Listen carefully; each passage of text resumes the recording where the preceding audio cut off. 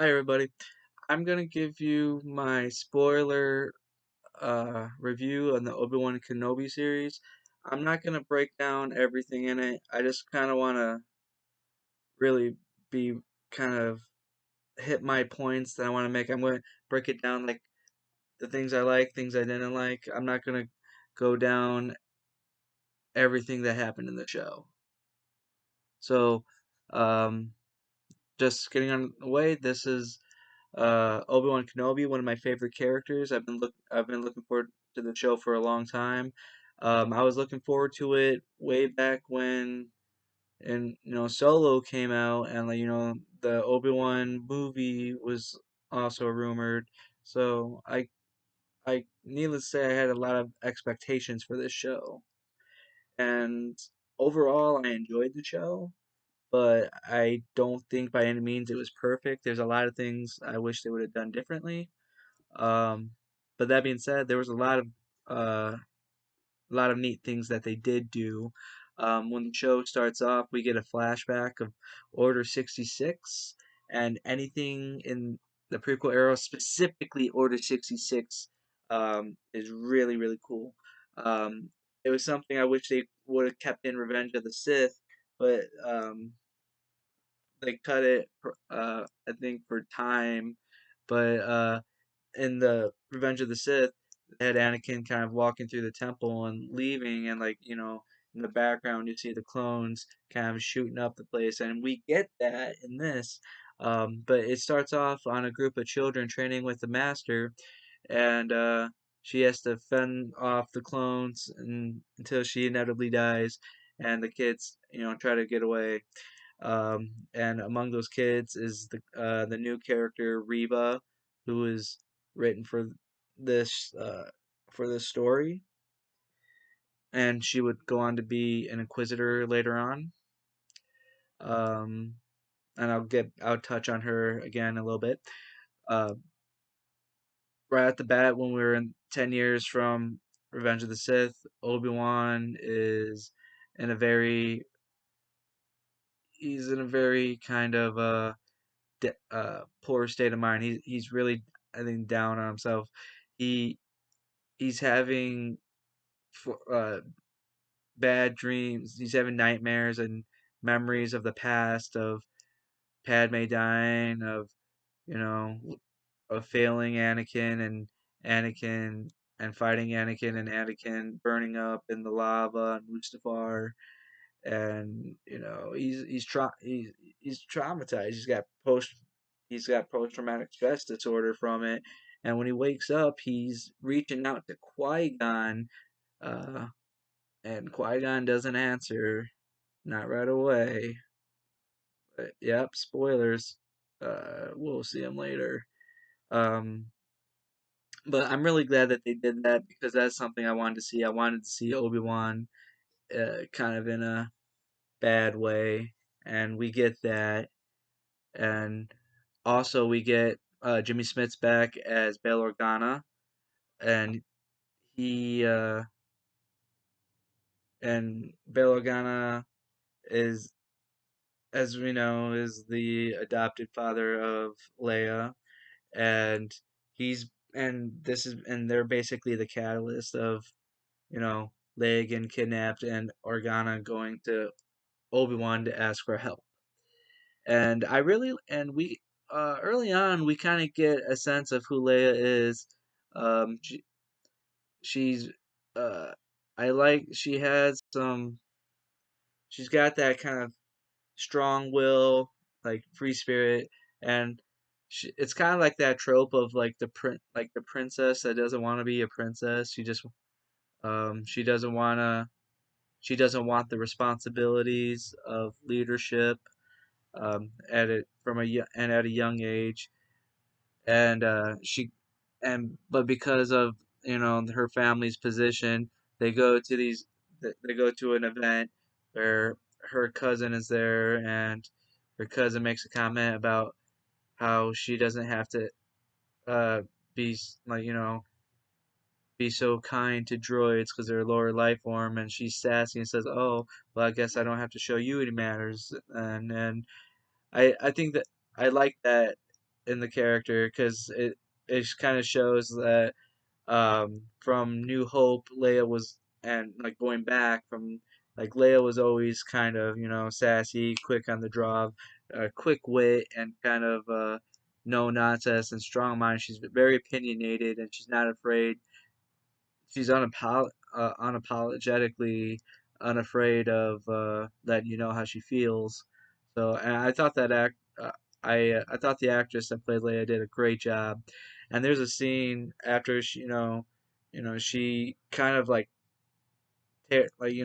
tears her cousin a new asshole because he tries to make her feel bad about her being adopted, and uh, she just like, oh well, you're really afraid, and like you think like you've never made a decision in your life. Everything you've done, the choices have been made for you, and your opinions are just echoing the things what your father says, and you don't really know what they mean.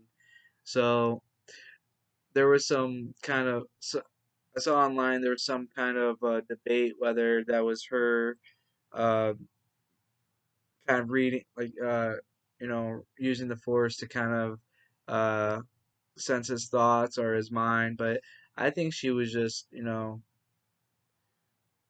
my opinion, I think she's just good at reading people, and she just kind of just let them have it. I don't think that was her using the force, but I could be wrong. But I don't think so. Um, but yeah, afterwards, Bail Organa and Leia have a really nice scene together, and it just makes me wish we would get more of Jimmy Smith as Bail Organa. I I would love to see just him interacting with Leia more, but I don't know what the story would be, but I just think that there is such a that there's a good uh there's a, I feel like I can kind of see and feel the connection, and there's definitely a warmth he has for her, and I it's just played out so beautifully. Um, but yeah, we'll move on from that. So speaking of, you know, speaking of like those interactions, later on, another highlight for the show was the interactions that Obi-Wan and Leia have. So after Obi-Wan rescues Leia, like, 100 times that he has to, that's what the show really was. It was just him continuously saving Leia. But yeah, like their interactions were great. I think there was when they were trying to keep a low profile, he said, "If anyone asks, I'm your father." So, oh, maybe grandfather, maybe. So again, we get that we get that personality from Leia, and I thought the actress, again, I'm sorry I can't remember the actress's name that played young Leia, but I thought she killed it. I thought she just seemed like a natural, and like the chemistry she had with Ewan was just fantastic.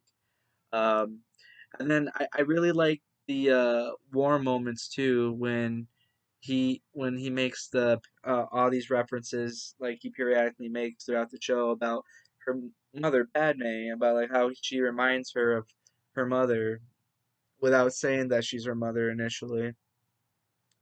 Um, but yeah, I love the callbacks and when he says, "You're strong," you remind me of someone I knew, and like she was a leader. Um, yeah, and later on, the I'll talk during the finale. When I get to the finale, I'll touch on that too, when he kind of talks about her some more. But yeah, other things I really liked. I really liked the hand to hand Obi-Wan got because you really don't get to see the hand to hand training too much with the Jedi. It's always like it's usually like them using the Force or dueling with the lightsabers. You don't see them do too many like actual striking and using like uh momentum and leverage for doing like throws and joint manipulation and like close quarter combat. So it was really neat to kind of see that. When I remember watching the previews for it and like kind of seeing that like kind of really got me excited. And I thought that was really cool. That was a plus for me. And um, I know there's some people that don't like the fact that Obi-Wan used a blaster, but I think it was cool. Like I mean, Luke used a blaster, but I know like it's not the fact that he used a blaster. It's the fact that like Obi-Wan always said, "Oh, like lightsaber was a like is an elegant weapon for a more civilized time." And when he uses the blaster in Episode 3, he says, "Oh, so uncivilized." But like clearly, he doesn't have a problem using a blaster. But I uh, I think it's cool because it just shows off a larger skill set that we typically don't see from Jedi. So it was cool to see that. And then and in this series, Vader has two altercations with Obi-Wan, and the first one was really good. Well, it was enjoyable. It was really cool, like because Vader came out of the gate really strong, like snapping necks, force choking bitches, like civilians, like just hanging out, just like the. It makes me think of initially like because like he arrives in town and it makes me kind of think of an old western where everybody goes inside but Vader's bringing them through the windows like with the force and just showing that he means business I and it was pretty badass to see. But I kind of wish they wouldn't come at it so strong right out the gate because though I really thought like it was pretty badass to show how ruthless he was and how cutthroat and like how he just doesn't care about like it shows how little he values life. That's because he's so corrupted by the dark side now, and he has such all this rage and hate inside of him. But I I wish they wouldn't come at it so strong because I wish they would have left kind of room or for Obi-Wan to kind of, possibly see that like, oh well, Anakin is alive. Like I should try to reach out to him again, one last time, like to kind of give that line in Return of the Jedi, Obi-Wan once thought as you did, um, indicating when Luke was trying to, save his father from the dark side, bring him back to the light. And we kind of get a taste of that later, but I think it was a missed opportunity. And you can't really come back from that. You see this guy coming out of the ship, just force choking and breaking necks right out the gate. I mean, there's I don't know, like that kind of will make you think is like this, like who's this guy? This isn't Anakin. This isn't the guy I knew. So I don't know if there's really much room to explore that, but I wish they could have. I thought that was a missed opportunity. Um, but then but we also get the flashbacks of in this. We also get the flashback of Obi-Wan sparring with Anakin with the lightsabers. And at this point, Anakin is still a Padawan. And there was some really good choreography. It was really enjoyable. I wish we could have got a de-aged Anakin because whereas Ewan McGregor um, has aged very well, like, and I think he can get away with like just like some really good makeup. Um, Hayden Christensen, he not that he has aged horribly, but like, he noticeably has aged or you can see he's noted like from 20 years ago, like he's not as um fresh faced. Like, like right here you get like the deep lines right here like that weren't as prominent uh 20 years ago and like you can just kind of see it like that he's aged. um so I wish they would have just de-aged him a little bit like but I don't know, I guess the budget was for like the finale, I guess. But Um, I like it didn't. It wasn't. It didn't take me out of it completely. I just wish it's just a little thing that they could have done that they didn't. And but I like the flashback, and I wish we could have actually got more. Like, but I was happy with this flashback, and by the end of and in this flashback, Anakin is kind of you know he's out like he's outdoing Obi-Wan. Like he's because he comes off because Obi-Wan's style has always been defensive and like waiting for his opportunity to outmaneuver or counter strike. And Anakin's always been headstrong, um, like going head first, or and very aggressive. Like he's going for the kill or the victory, and that was and in this instance, Anakin was able to disarm Obi-Wan, and Anakin thinks that that's it, but then you see a little bit more of Obi-Wan's like kind of hand to hand, and like he keeps fighting and then he keeps fighting him without the lightsaber, and he's able to best Anakin, and at the by the end the lesson is um until like that he basically has tunnel vision, and like he's only thinking about the victory, and like until he can look beyond that, he'll always be a Padawan. And I think that's the callback to A New Hope when Vader says, I was the when I last left you, like like I was the learner, but now I'm the master." So that interpretation is now that Vader, at this point, 10 years after Revenge of Sith, 10 years before A New Hope, still has that tunnel vision. So he's still a Padawan. He's still a learner. So now that's what the that's what that line is to suggest now is that that by the time A New Hope comes, he no longer has a tunnel vision.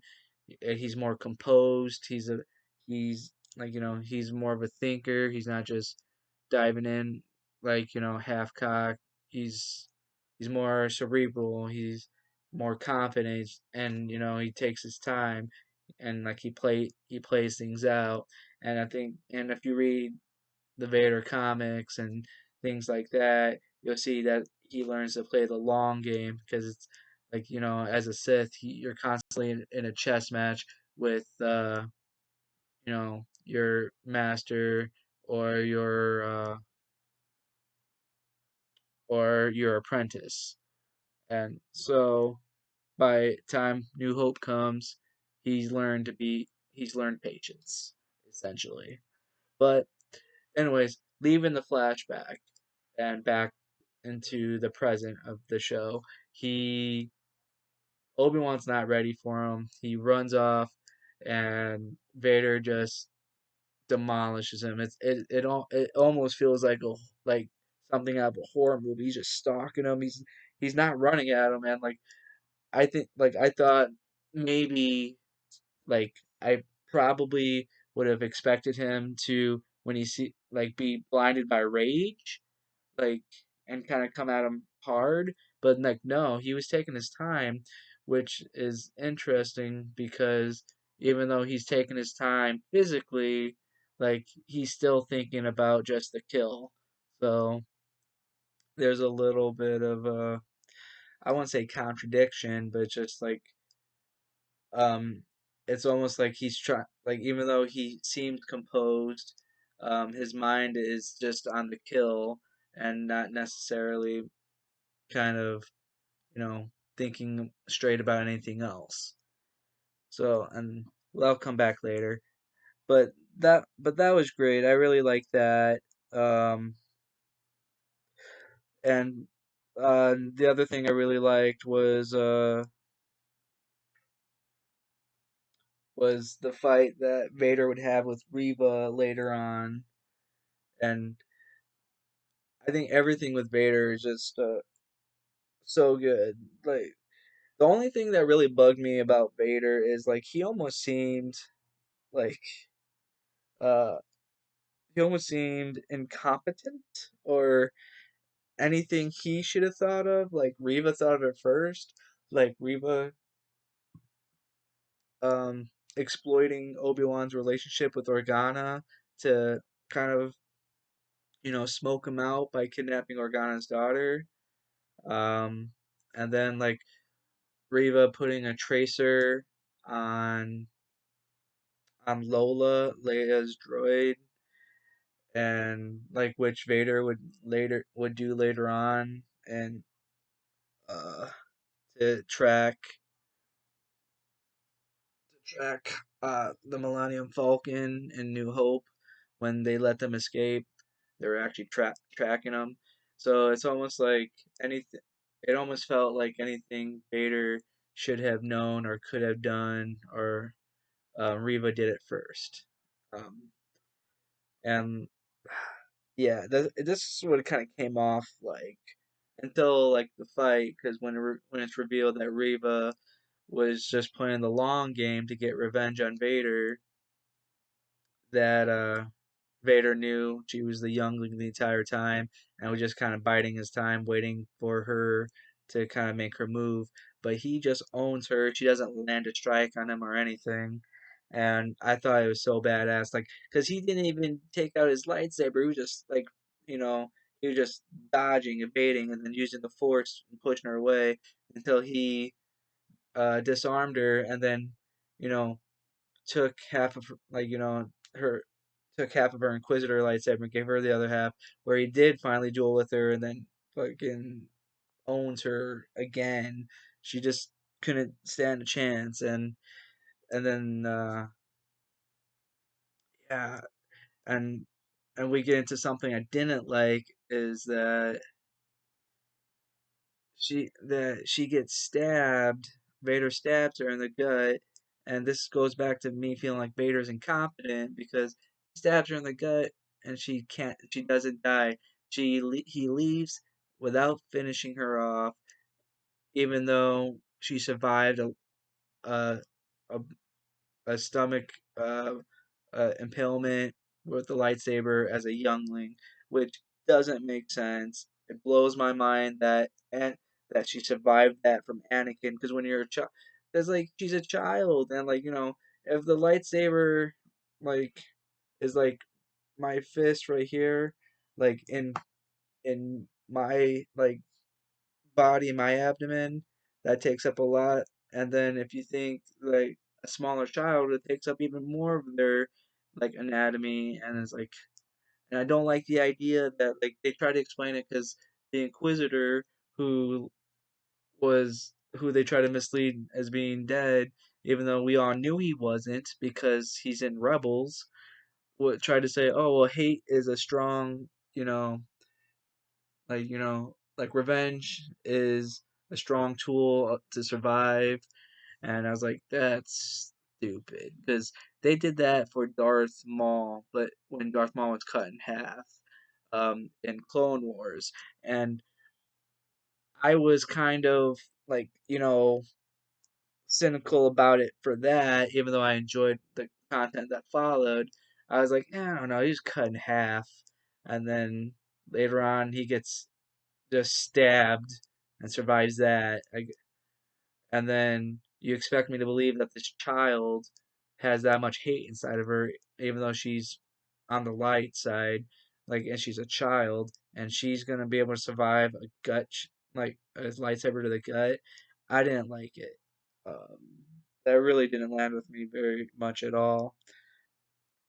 And then, of course, she has a redemption arc, and you know, that was that's very obvious that's what they were gonna do, and I was really hoping they weren't going to.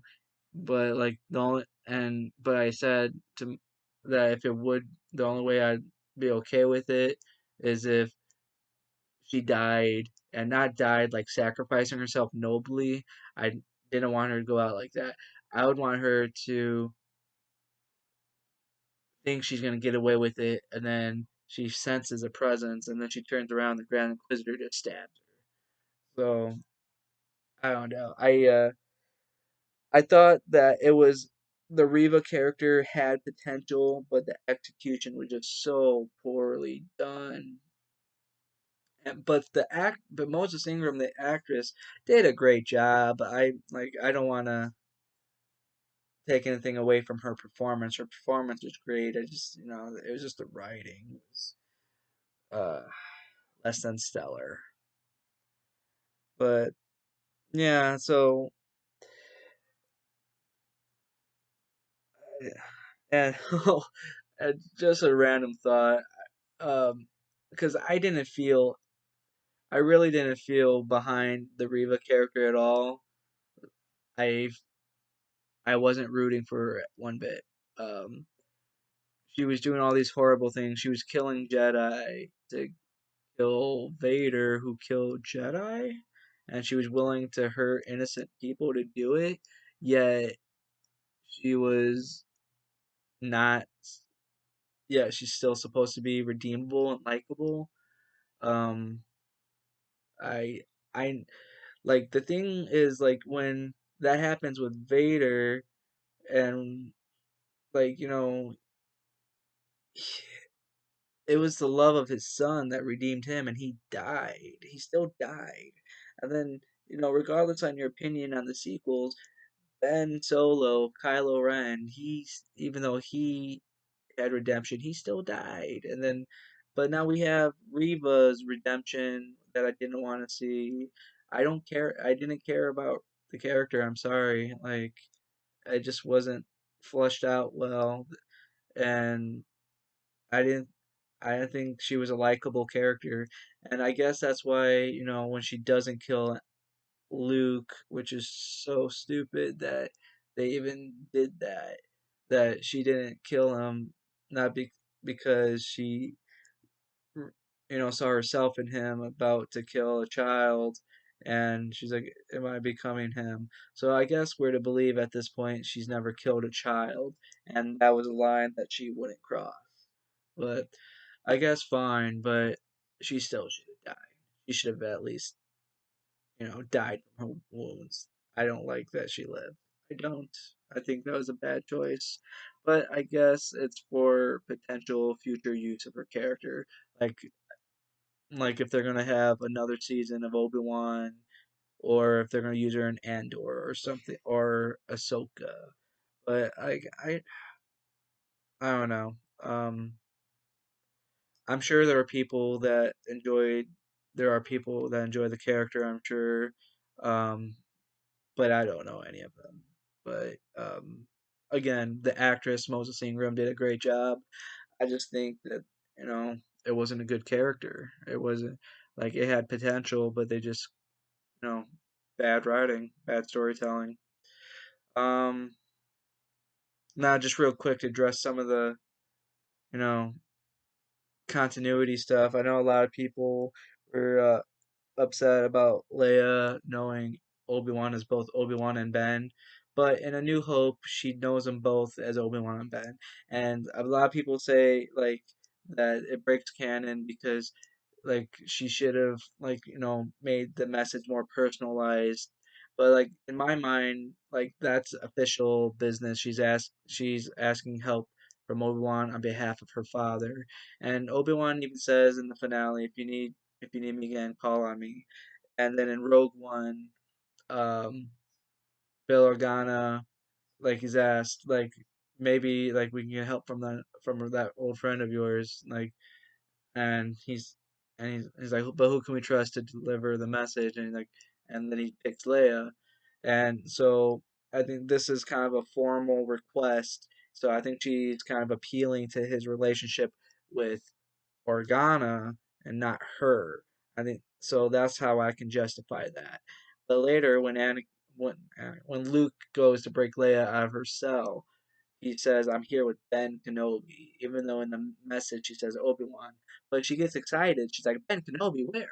So in my mind, continuity is still intact. Um, I already talked about the master and the learner thing because a lot of people took that as the fight on Mustafar, and I have a presence I haven't felt since, also referring to Mustafar. And I feel like the show does kind of take away from that because I feel like the if their last encounter would have been Mustafar, I feel like that's that's I, that's more impactful. I feel like that stuff loses a little bit of its meaning because of the show. Even though I was still here for it, because that fight that they had in the finale was, oh, it was pretty good. I will say that that fight was pretty good, and Obi-Wan like besting Vader in this, and and like Lucasfilm kind of has a rule that like Vader is supposed to be untouchable, but Obi-Wan messes him up in this finale, and like it really was a really fun finale, and other than the Reva stuff, like the stuff with Vader and Anakin, and then when Vader and Kenobi apologize. He says, "I'm sorry, Anakin. Like, I'm sorry for all of it." And then they had like that split mask, like the face and the mask that like you get in Rebels with Ahsoka and Vader. But they do this cool effect where it's going to James Earl Jones' voice and Hayden Christensen's voice, and he was saying, "You didn't fail me, Obi-Wan. Like, I'm not your failure. Like, I killed Anakin Skywalker," which kind of lend which kind of gives more significance to the line when Obi-Wan tells Luke that Vader was the one that killed Anakin, Luke's father. So it kind of sprinkles a little bit more uh meaning and a little bit more truth to it other than from a certain point of view when people is like, man, that and all this time, like, man, Obi-Wan's so full of shit. But like now, from that point of view, like we have a little something to support that line, which I thought was cool. But yeah, and then you and Obi-Wan just said, it's like, then my friend truly is dead. So I guess there you kind of get your Obi-Wan once thought as you did, because when he's apologizing, we're supposed to take it as like him still trying to reach Anakin, even though like it's not so blatant. It's kind of like a little subtle thing that him like he's still talking to his friend, believing his friend is still there. But then by the end of that little conversation, he realizes Vader is more machine than man, and leaves him, and we get the we get Vader yelling Obi-Wan, which was a lot better than uh, the last time we heard him just go like no.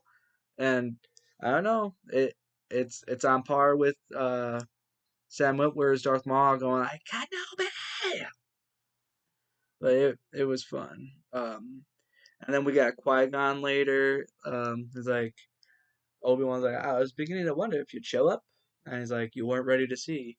And again, it was so cool to see Liam Neeson back. Wish they would have de-aged him a little bit because, I mean, I can see that he's aged. So I guess Qui-Gon just decided that even though he was dead, he still wanted to age in the nether realm or the cosmic force, which is fine. It's his decision. It's 2022. You can be what you want. So, um, but yeah, and it was really sweet because I'm sorry I'm jumping all around with this, uh, but yeah, and like Obi-Wan like tells Owen that, oh yeah, Luke should be a boy. He shouldn't like he shouldn't have to worry about training. And then Owen, like, I think in reluctance and gratitude for everything Obi-Wan's done, like, I'm just like, hey, like, you want to meet him? And then we get the infamous, hello there. And yeah, it was, it, I feel like this finale is like, checking a lot of boxes. Um, but like, even though the finale was really good, it didn't I don't know. It overall felt like the show felt a little underwhelming. Like, um, I was so disappointed that Reva didn't die because we had no real major deaths. I mean, we had there was Tana or whatever the the Imperial officer that was helping Obi-Wan, but like we only get her for what like two, 3 episodes, like 2.5 episodes, whatever. Um, we never see her again. We knew she like there's no stakes in it. Grand Inquisitor, even though they faked his death, we knew he was coming back. We knew Vader and Obi-Wan are untouchable. Owen and Beru are untouchable. Like it felt like there were like no real stakes in this. Like we knew, and then that's why it was so stupid that Reva was like trying to kill Luke because it's like we know that she's not going to kill Luke. I thought that was stupid. It would have been so much more impactful if they wouldn't have changed anything, if they kept everything the same, but after Vader stabbed her, she died, that would have been an impact because it would have been so bold that she that they didn't try to redeem her, that she died like she died a failure essentially. That would have been so bold, and I really wish they could have. And like, what was the point of even having the other Inquisitors in here? Like just so Reva, just so they can prop Reva up, so Reva like can, oh my gosh, so Reva can just like kind of make them look like idiots essentially. Um, yeah, it was it was a poor use of established characters, and like it's not good character development when you have to build a character at the expense of other characters. It's not good character development. That's not good storytelling. Stabbing the Grand Inquisitor and not really explaining why he survived because you're supposed to just know that his race has 2 stomachs, unless they expect like, oh, revenge is a good tool to survive. I was like, no, that's not why he survived. It's because he had 2 stomachs. But you know, unless you read a book, a Star Wars book, you're not going to know that. So I think there were just a lot of very poor storytelling in this, and there weren't real major stakes in it. So even though I enjoyed the show overall, it felt kind of underwhelming. And but am I glad they made it? Yes, there was a lot of good in there. I think there was a lot more good than there was bad. Um, and do I want another? Even this is supposed to be a limited series, but there's speculation and rumor of another season. Do I want another season of Obi-Wan? Even though I love Obi-Wan, I probably don't. Um, I don't want them to kind of jeopardize the lore or just like kind of diminishing the character or by like having him involved in kind of like underwhelming stories and circumstances. Um, I I think we just kind of got out of it. Like if the finale wasn't as good as it was, like this show would have been a major letdown, I think. And but that being said, if they made another season, I'm here for it. Well, yeah, so that's my take on it. I was kind of all over the place. Sorry about that.